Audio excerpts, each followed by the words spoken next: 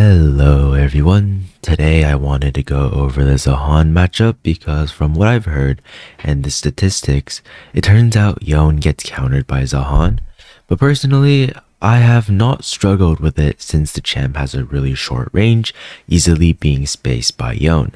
For that reason, I will be going over a Zaahen game versus a Zaahen that was a 710 LP challenger last season. If you guys have any matchups or video ideas, please do leave a comment and I will take notes. Anyways, thanks for watching. Make sure to like and subscribe. Now, unlike many matchups, there isn't a specific method of trading versus Zaahen, but essentially a few rules to remember would be don't Q3 into his face unless you're trying to get a kill, like you have to do it, or like you have a huge advantage, because he usually just like gets a huge chunk of your HP when that happens. Because Yone's Q3 lands him in a predictable spot. This is why a lot of times when you Q3, like a Cho'Gath might just Q where you land, etc. And it's the airborne part of his Q that you need to be careful of. And of course, generally just make sure you keep track of his passive. Don't let him get full stack. And I'll add more, and I think you can observe as the video goes on. For runes, I'm taking bone plating plus shield bash, which is normal for fighting short-ranged auto attack based champions. Now, moving on. Level 1. Since we don't know if Zaahen started E or Q, we can first observe his actions. If he starts E, then we can Q him, and if he starts Q, then we can pressure him.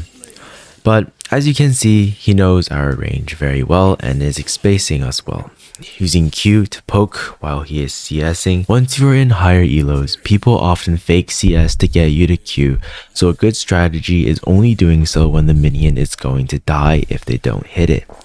Since we hit level 2 faster, Q3 into him and then trade utilizing our W shield. I agreed for the shield bash proc, but I shouldn't have done so since it's better to avoid his Q3. He also levels up here, getting a free W and chunking our HP.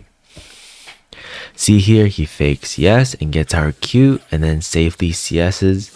Since it was my first game of the day, I played the game kind of mid overall. Lane was pretty good, but this theory part is still completely fine, so I ask for your forgiveness.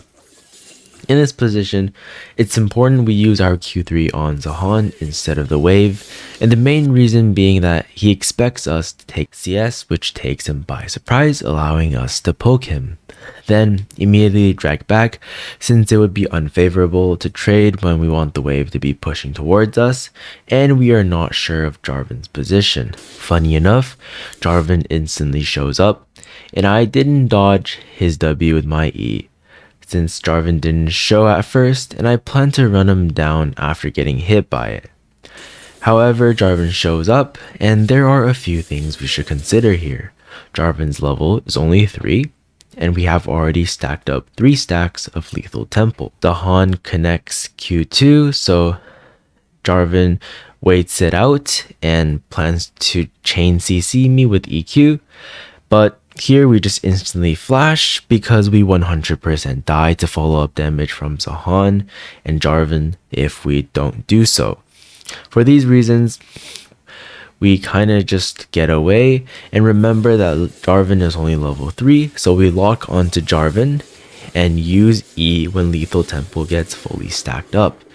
Then we W towards Zaahen to get a bigger shield, and we finish off Jarvan with our E execute. This was more of a lucky play since Jarvan didn't wait on Zaahen, who was waiting for his CD, and I bet Jarvan had not expected my damage to be so high. Finally, Zaahen does not chase us here because even though he has flash, our Lethal Tempo is still fully stacked, and I'm assuming he wasn't confident that he could kill me. After shoving a wave, I base with Zeal and Dagger, which I'm going to build into Fiend Hunter's bolts. Coming back to lane, Zaahen chooses not to interact with us, so we just run him off the wave.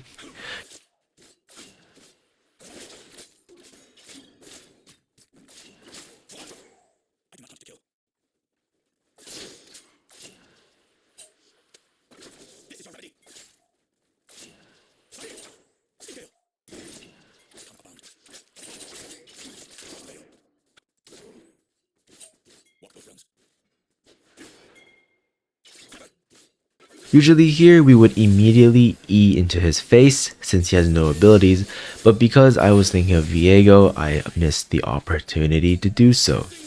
All we can really do in this situation is just pretend to hover since I don't want to give 2 waves and place to help contest. Afterwards, we get hit by W again. First, we use W to block his E engage damage. Note that we already have a stack of Q from earlier, and after Zaahen uses his Q2, we Q3 to cancel out the CC. But accidentally here, he cancels his auto attack and immediately ults.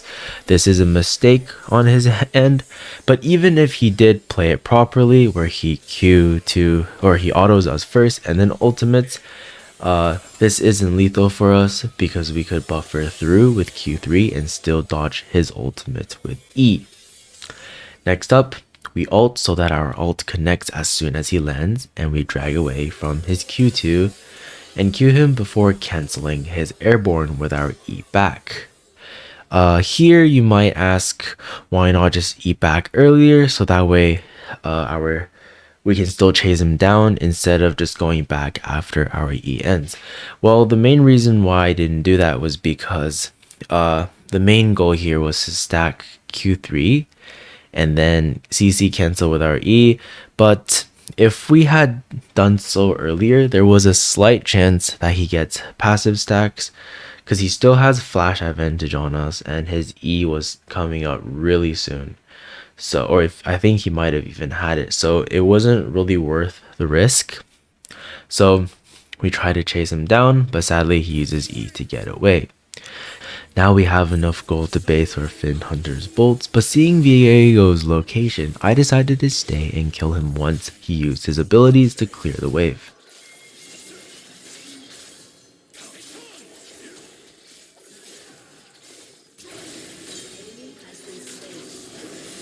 Bard was also roaming top and we managed to catch him as well with an RE charm. Coming back to lane, we Q him as he goes to CS, then Q3 and chase him closely. He tries to get away with ult, but we just ult as well and finish him off with a second Q3. Zaahen TP's back to lane and we use E to drag away and go back to stack Q3 and run away. What can he really do about it? Here we pretend to walk up to Q3 wave and fake it and get his W, then safely clear wave. A lot of passive farming happens, but we finally get the turret to low HP and E in to finish the job. With shield bow at 1430, stack Q3 on Krugs and Q3 over the wall to give him a surprise when he goes to ward. Sadly he has flash and lives with 1 HP. If you were wondering why we flashed earlier, it's because we didn't have quite enough range, and it was also, well, I think we did have enough range, but a Q3 with flash was a lot harder to react for him, which is why even though he had flash, he failed to flash out of it or flash away. But now he uses it to save himself, so whatever. Finally, Jarvan shows up, and I was a bit impatient and die when I could have just left or stacked Q3 first on Krugs and then look to outplay from there. But look at the speed we kill him after ulting with Finn Hunter's bolts.